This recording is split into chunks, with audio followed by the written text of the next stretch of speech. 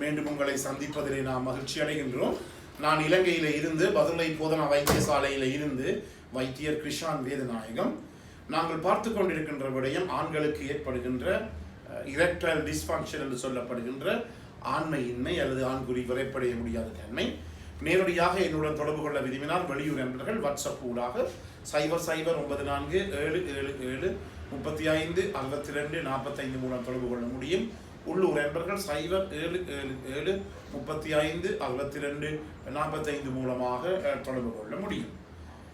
இரண்டு முக்கிய காரணமாக எங்களுக்கு இந்த பிரச்சனை ஏற்படுகிறது. ஒன்று, உடலிலே இருக்கின்ற ஏதாவது நோய்கள் காரணமாக இந்த விரைப்புத்தன்மை ஏற்படலாம், விரைப்பற்ற தன்மை ஏற்படலாம். உங்களுக்கு தெரியும், இவ்வளவு நானும் பல காரணங்களை பற்றி சொல்லிக்கின்றது. இரண்டாவது காரணம் என்ன? மனநிலை, சைக்கோஜெனிக் சொல்லுவோம். மனநிலை சம்பந்தப்பட்ட காரணங்கள் காரணமாகவும் இந்த ஆண்குறி விரைப்படைய முடியாத தன்மை ஏற்படுகிறது. இந்த ரெண்டு காரணங்களையும் என்னென்று நாங்கள் பிரித்தறிவதென்றால், உடல் நோய்கள், உதாரணமாக உயர்குருதி அமுக்கம் அல்லது கொலஸ்ட்ரால் அல்லது கொழுப்பமிலங்கள் அதிகரித்தல் அல்லது சீனி டயபிட்டிக் வருத்தம், வேறு அதாவது சிறுநீரக பாதிப்பு வருத்தங்கள் ஏதாவது இருந்தால், ஏதாவது உடலிலே நோய் ஏற்படுமாக இருந்தால் இந்த ஆண்குறி விரைப்படைய முடியாத தன்மை ஒரு கொஞ்சம் கொஞ்சமாகத்தான் கூடும். அதாவது ஒரு 6 இருந்து 9 மாதம். அதாவது இன்று நான் மனைவி இருக்கிற போது எனக்கு கொஞ்சம் விரைப்புத்தன்மை குறைவாக இருக்கிறது. இன்னும் 4 நாளுக்கு பிறகு இருக்கும்போது இன்னும் கொஞ்சம் விரைப்புத்தன்மை குறைவு, இன்னும் 2 கிழமை பிறகு விரைப்புத்தன்மை குறைவு என்று இப்படி மிகவும் கிராஜுவல் ஒன்செட் என்று சொல்லுவோம். அதாவது உடலிலே ஏதாவது நோய்கள் இருந்தால் அதன் காரணமாக ஏற்படுகின்ற விரைப்புத்தன்மையானது மிகவும் மெதுவாகத்தான் அந்த விரைப்புத்தன்மை அற்று போகும். ஆனால் மனநிலை பாதிக்கப்பட்டு ஏதாவது உங்களுக்கு தெரியுமான டிப்ரெஷன் அல்லது வேலை ஸ்தலங்களிலே பிரச்சனை, குடும்பங்களிலே பிரச்சனை, அப்படி ஒரு நிலைமை ஏற்படுமாக இருந்தால் அந்த விரைப்பற்ற தன்மை சடுதியாக, இட்ஸ் அ சடன் ஆன்செட் என்று சொல்லுவோம், சடுதியாக ஏற்படும். அடுத்ததாக, அதாவது நோய்கள் இருந்தால் மெல்லமாக காலப்போக்கில் ஏற்படும். ஏதாவது மனதிலே பிரச்சனை இருந்தால், நேற்று நல்லாக இருந்தது விரைப்புத்தன்மை, இன்றைக்கு விரைப்புத்தன்மையே இல்லை, சடுதியாக ஏற்படும். இரண்டாவதாக முக்கியமானது என்னவென்றால், ஏதாவது நோய்கள் இருக்கின்ற போது ஏற்படுகின்ற விரைப்பற்ற தன்மையானது ஒரே மாதிரியாக இருக்கும், கன்ஸ்டன்டாக இருக்கும். ஆனால் மனநிலை பாதிக்கப்படும் போது ஏற்படுகின்ற இந்த விரைப்புத்தன்மை அற்ற நிலைமையானது வேறுபடும்.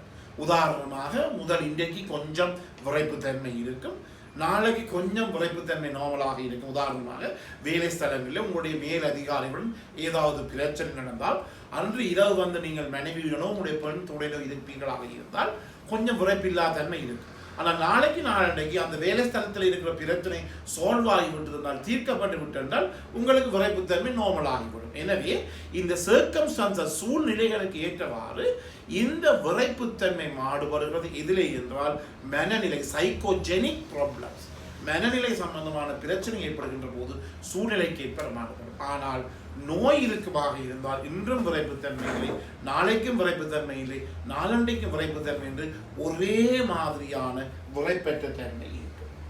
அடுத்ததாக, ஏதாவது நோய்கள் இருக்கின்ற போது ஏற்படுகின்ற இந்த விரைப்பற்ற தன்மையானது எப்படி இருக்கும் என்றால், மனைவியுடன், உதாரணமாக ஒரு மனைவியோ அல்லது பெண் துணை நாம் கிட்ட போகின்ற போது எங்களுக்கு ஆண்குறி விரைப்படையும்.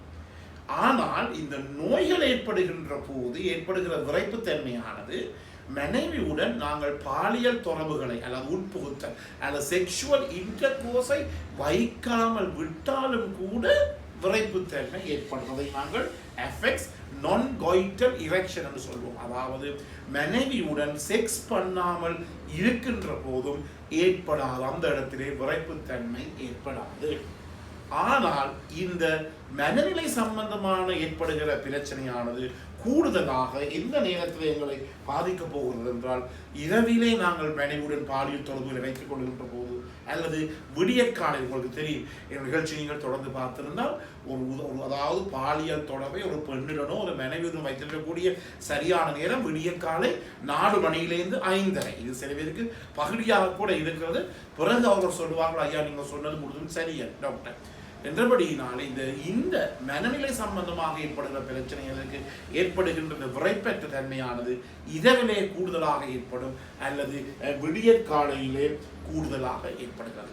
இதை நாங்கள் கவனித்துக் கொள்ள வேண்டும். ஆனால் நோய்கள் ஏற்படுமாக இருந்தால் ஏற்படுகின்ற அந்த விரைப்பற்ற தன்மையானது காலம்புற ஒரே மாதிரி இருக்கும், இரவில் ஒரு மாதிரி இருக்கும், விடியற்காலமும் ஒரே மாதிரி தான் இருக்கும். எனவே இந்த நான் இப்போது சொன்ன வித்தியாசங்கள் தான் உடலிலே நோய்கள் ஏற்பட்டால் ஆண்குறி விரைப்படைய முடியாத தன்மைக்கும், இரண்டாவதாக மனநிலையில் சைக்கோஜெனிக் என்று சொல்லுவோம், சைக்காலஜிக்கல் என்று சொல்லுவோம், மனநிலையிலே ஏதாவது பாதிக்கப்பட்டால் அந்த இடத்திலே ஏற்படுகின்ற விரைப்பற்ற தன்மைக்கும் இடையில இருக்கிற வித்தியாசமாக இருக்கிறது. எனவே இந்த நிகழ்ச்சியை கேட்டுக்கொண்டிருக்கிற அன்பர்கள் இதை வைத்துக் கொண்டு உங்களுக்கு எந்த மாதிரியான விரைப்பற்ற தன்மை இருக்கிறது என்பதை நீங்கள் கண்டுபிடித்துக் கொள்ள வேண்டும்.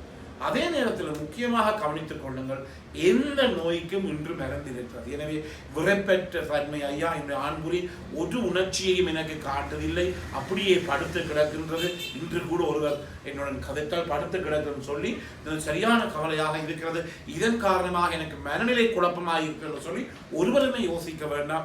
இதுக்கு 100% சிகிச்சை இருக்கின்றது.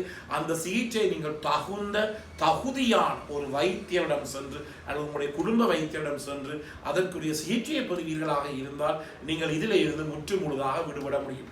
இதை விட்டு போட்டு மனைவிக்கு பக்கத்தில் யோசிப்பது அல்லது மனைவிக்கு பக்கத்தில் அழுகிறவர்கள் கூட எனக்கு இருக்கிறார். எனக்கு சில பெண்கள் தோல்வேசி மூலம் கூட சொல்லியிருக்கார்கள், மேமா எனது கணவன் பக்கத்தில் அழுகிறார் டாக்டர் என்று சொல்லி. எனவே அப்படிப்பட்ட நிலைமை தேவையில்லை. எல்லாவற்றையுமே மாற்றக்கூடிய சிகிச்சை முறைகள் இருக்கிறது. நாங்கள் அவற்றுக்குரிய உரிய சிகிச்சை முறைகளை செய்யாதபடியினால், உதாரணமாக சில பேர் இன்று கூட ஒரு ரிப்போர்ட் எனக்கு அனுப்பியிருந்தால் அவருடைய கொலஸ்ட்ரால் 300ஆக இருக்கிறது, ட்ரைகிளிசரைட் முக்கூட்ட அமிலங்கள் 278 இப்படி இருக்கின்ற போது அந்த இடத்திலே நாங்கள் சரியான ஒரு இரெக்ஷன், சரியான ஒரு ஆண்குறி விரைப்படைகிற தன்மை ஏற்படும் என்பது நாங்கள் ஒருபோதுமே எதிர்பார்க்க முடியாது.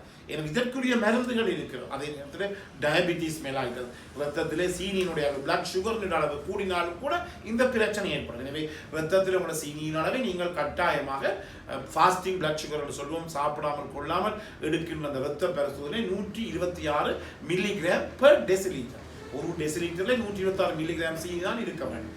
இதை கட்டாயமாக நீங்கள் கவனித்துக் கொள்ள வேண்டும். அதே நேரத்தில் HbA1c எவ்வளவு கீழே இருக்கணும் என்றால் 6.5க்கு கீழே. உங்களுக்கு தெரியும் HbA1c என்றால் 3 மாதத்துக்கு ஒரு முறை பார்க்கின்ற இரத்த பரிசோதனை, அதாவது கிளைகோசிலேட்டட் ஹீமோகுளோபின் என்று சொல்லுவோம். அது 6.5க்கு இருக்கணும் ஒரு சீனி இரத்தக்காரனுடைய. ஆனால் சாதாரணருடைய HbA1c 5.8, ஆனால் டயபிட்டிஸ் அதாவது நீரிழிவு நோயாளருடைய HbA1c 6.5க்கு இருக்கலாம். எனவே இவற்றை எல்லாம் நீங்கள் கவனமாக பார்த்துக் கொள்வீர்கள் என்றால் ஒரு பிரச்சனையும் இல்லாமல் நீங்கள் சந்தோஷமாக உங்களுடைய பாலியல் வாழ்க்கையை மேற்கொள்ள முடியும். எனவே இந்த நிகழ்ச்சி உங்களுக்கு பிடித்திருந்தால் மறக்காமல் மற்றவர்கள் அறிமுகப்படுத்துங்கள், லைக் பண்ணுங்கள், ஷேர் பண்ணுங்கள். யூடியூப்லேயே அவர்கள் மறக்காமல் இந்த மணி சைனை பெல் சைனை அமர்த்தி சப்ஸ்கிரைப் பண்ணுங்கள். டிக்டாக்லேயே மறக்காமல் ஃபாலோ பண்ணுங்கள். மீண்டும் உங்களை சந்திக்கும் வரை நன்றி, வணக்கம்.